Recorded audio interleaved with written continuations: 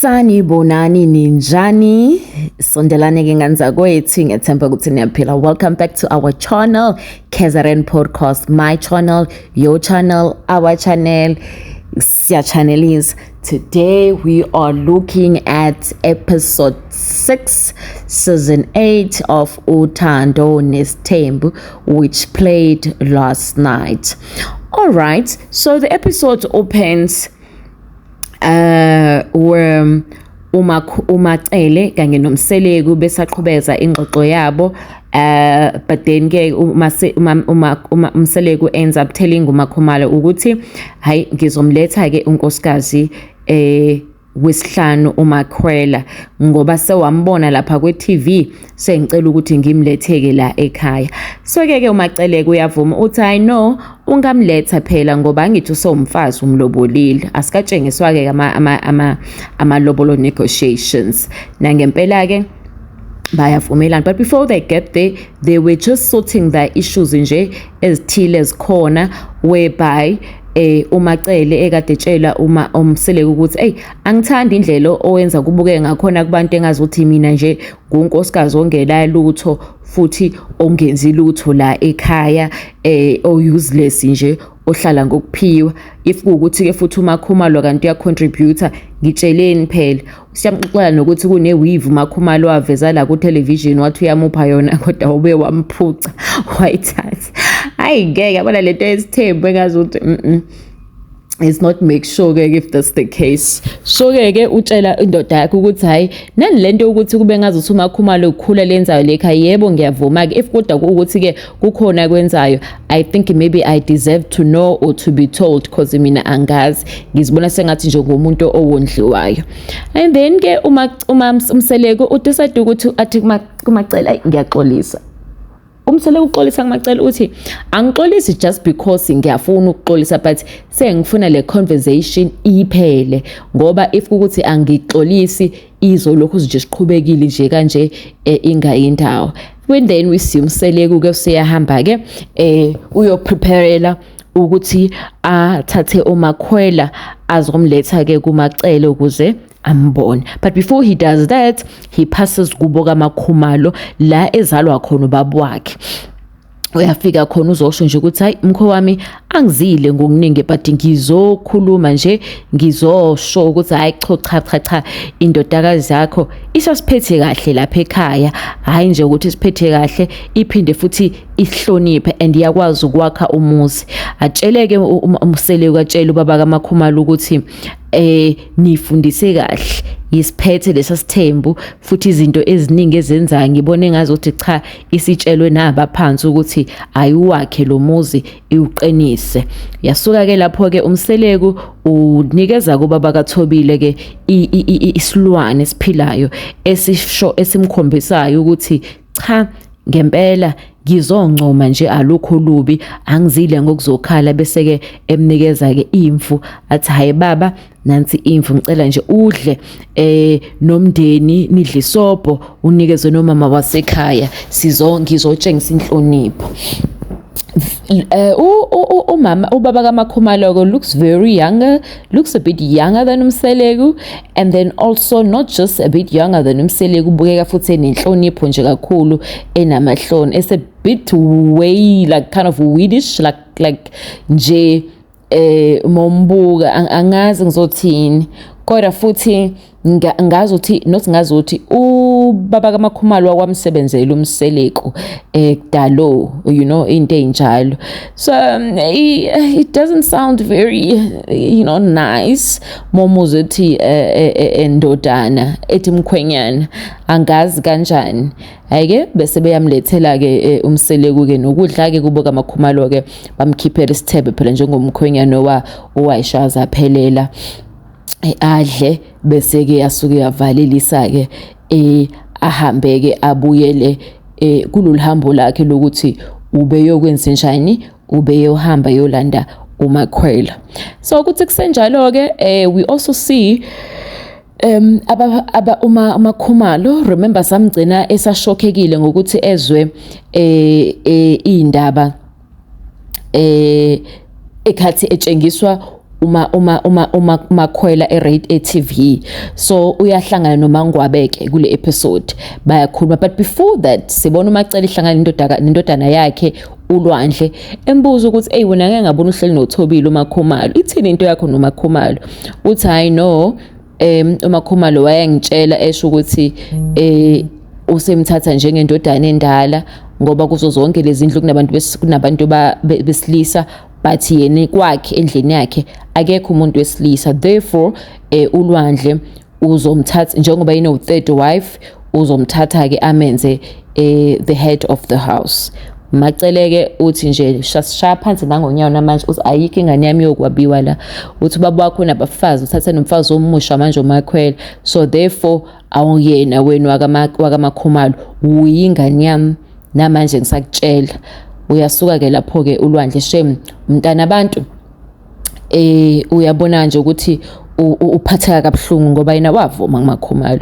Usethi ke ngizobiza ubaba bakho ngimtshele ukuthi angifune ngane mina lezo kwabena nje sekukhona noSamke umusho uthathiwe, so oSamke laba kuthiwa balotsholiwe akubi ibona ke abazosuka ke bazozala abafana ke abazoyiswa kwaMakhumalo ngoba as it stands you are not gonna be that house.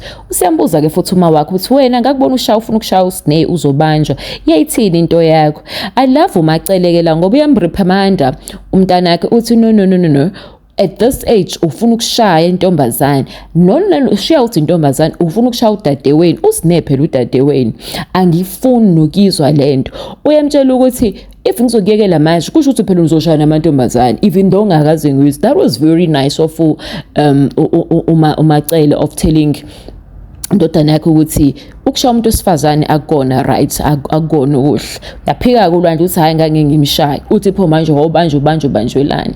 Kuthi kusenjalo ke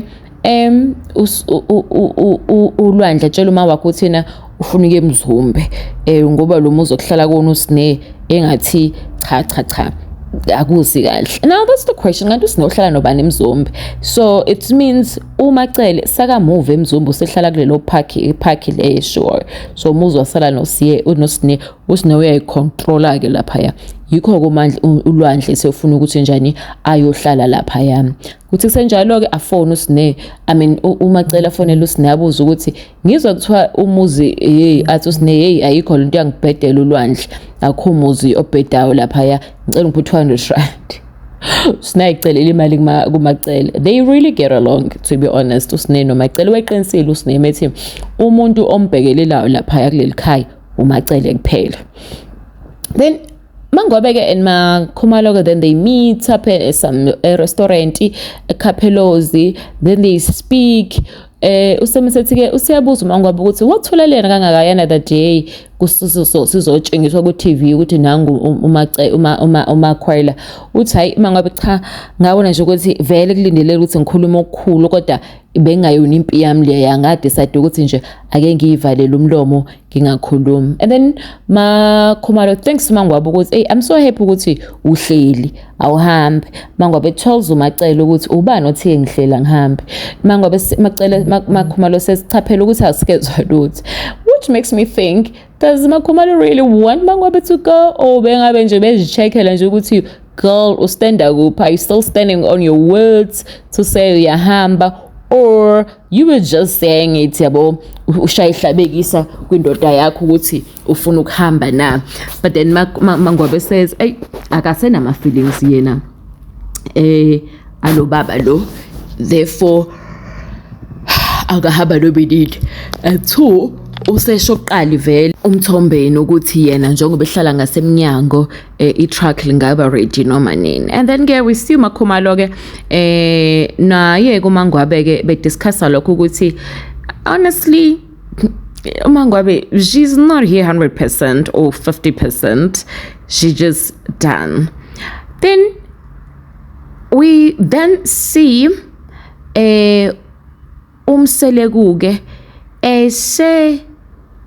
hambisa ke ngempela ke uMakhwela introducer kuyena ke uMacele. So what we see is umselekuke live efonela uMakhwela umtshela ukuthi hey sengiyeza njalo. Nangempela kuyangena kuMakhwela umseleko utshela uMakhwela ukuthi hey awudeserve ukuthi sengakubambeli isicapha njengamanje, usafika kulomuzi, so therefore angeke ngikubambele isicapha. So ke uyazingenela kuzivulela umnyango uMakhwela, baya drive. Makhwela uzeza ube umuntu othukile ukuthi hayibo awungizange ungiprepare, bengithi siyasihambela. Hayi-ke nangempela ke bayangihamba-ke mengabe befika kwaMacele uthi ze ngizocela ukuthi upake, uthi-ke ngizopaka la ngihambe ngiyotshela uMacele kuqala ukuthi usufikile, angeke nje ngivele ngihambe ngiyokufuhleka. So after that uMacele sinike imvume, then sizokwazi ukuthi-ke bese-ke siyangena singene nawo. Uyahleka-ke lo ukuthi hayibo nangempela uyangena umseleko kaMacele, ufika uMacele ukhuluma nefoni uthi umseleko hayi mama ake usethi akashintshe akacucuza isikhathi kumseleko uvela uhlala odabeni uthi ngiphethe uMakhwela ngicela ukumngenisa la ngaphandle uzohlala lapho. Uyahleka uMacele uthi hawu kwase kuba umnako wethu-ke manje seyasho umseleko ukuthi hey njengoba sekuyimina nje kuthanda ukuba nzinyana, but here she is ngicela ukumngenisa. Ayike usiyasukuma-ke umseleko uyolanda uMakhwela ngaphandle ukuze enze njani azomngenisa ngaphakathi amtshengisa uMacele. But what confuses me is then Macele saying hey ngaphakathi saphumela umseleko hey ngiyasazi ukuthi-ke ngilindile ukuthi angazi sizobone, angazi noma kuzongena isilenda noma kuzongena isidudla noma kuzongena omnyama noma ngam-yellow bird. How? Why are you saying that? Because you already saw her, right? On the thing. On TV. Niyobukiswa nje. So you do have an idea how she looks like at the end of the day. So, which takes that back the fact ukuthi bangazuthi le ndaba ka number 5 iscriptiwe.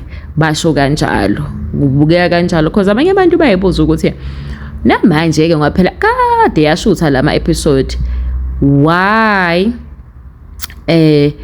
si engabonakali umseleko ehamba naye uGelzolo or whatever the case is. And two kuputshuka ama episode lapha yana wathi usine umngani wakhe lo. But anyway ake simeke ngalapha usihamba ke yolandwa ke uMakhwela uyangena uyasho ukuthi ke umseleko ukuthi ke Macele uMakhwela lo wasemzumbe hawu wala ePotchefstroom kwaMadlala usethi lo hawu khona la emzumbe la remember phela naye wakhona olentozana uMacele usiyasho kuMacele ukuthi man yazi indaba kaMosa mina ngiunderstand ukuthi yini ehleze efuna ukuthatha kaMakhelwane akafuni nje ukuphuma nje ayiqekelele ayotholela intombi nje engayona yendawo yena njalo uhleze efuna ukuthi nje thathe koMakhelwane athathe and two uthathe ingane.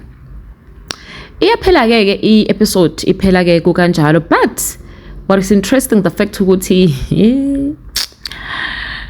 okwenzala next week siyavezela ukuthi uMakasamke lo Makhwela wayefunda noMusa Mseleko esikoleni. Hebana sikusho ukuthi ingane elihlaza le, but yona le ngane isho kuqala yathi sibadala sivumelene, so abantu abayeke indaba ye-age sikanjalo ke zakaMusa Mseleko. Please make sure ukuthi if you want the full episode the way it is, ngizocela ukuthi ungene ku Facebook uthi KZN First, so the whole episode uzoyithola lapho. The reason singayifakile la is because baka DStv cha bayasiphuca izinto zana, but if you go on my page ngijoma nje ku page KZN First ngizofaka la kuma comment uhambe uyibukele episode yonke ephelele injengoba injalo. Ningakhohlwa ingane kwethu ukuthi ngicela nibuka ama advert, ni share ama comment, ni press u like, ngalondlela nizobe ni support i page lethu. Siyabonga kakhulu.